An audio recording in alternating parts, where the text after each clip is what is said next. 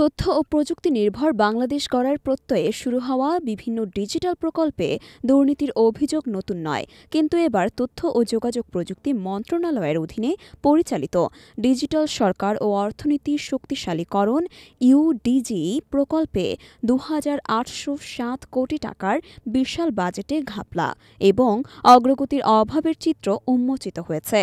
দুর্নীতি দমন কমিশনের সাম্প্রতিক অভিযানে এই প্রকল্পের ধীরগতির বাস্তবায়ন, বাজেট অতিরিক্ত ব্যয় এবং বিভিন্ন অনিয়ম সামনে এসেছে।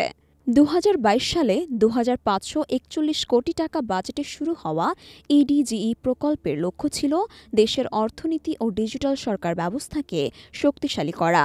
পরবর্তীতে বাজেট বাড়িয়ে ২,৮০৭ কোটি টাকায় উন্নীত করা হয়। এর আওতায় রাষ্ট্রীয় গুরুত্বপূর্ণ ইউনিফায়েড কমিউনিকেশন কম্পোনেন্ট এবং ন্যাশনাল জব পোর্টাল সহ বেশ কিছু অঙ্গ প্রস্তাবিত হলেও ২০২৫ সালের জানুয়ারিতেও প্রকল্পের মাত্র ১৩ থেকে ১৪% বাস্তবায়িত হয়েছে। মঙ্গলবার রাজধানীর আগারগাঁওয়ের আইসিটি টাওয়ারে দুদকের একটি এনফোর্সমেন্ট দল সরেজমিনে অভিযান চালায়। অভিযানের নেতৃত্বে ছিলেন সংস্থাটির সহকারী পরিচালক নুরুল ইসলাম।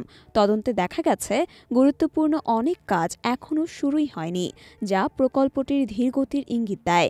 এর পাশাপাশি প্রকল্পের বাজেট বৃদ্ধির কারণ এবং এর কার্যকারিতার স্বচ্ছতা নিয়েও প্রশ্ন উঠেছে।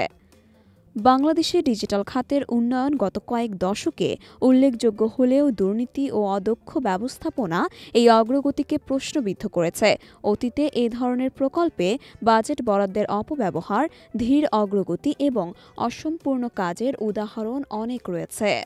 ইডিজিই প্রকল্পের ক্ষেত্রেই একই ধরনের অভিযোগ জনগণের মধ্যে ডিজিটাল উন্নয়ন কার্যক্রমের প্রতি আস্থা কমিয়ে দিতে পারে।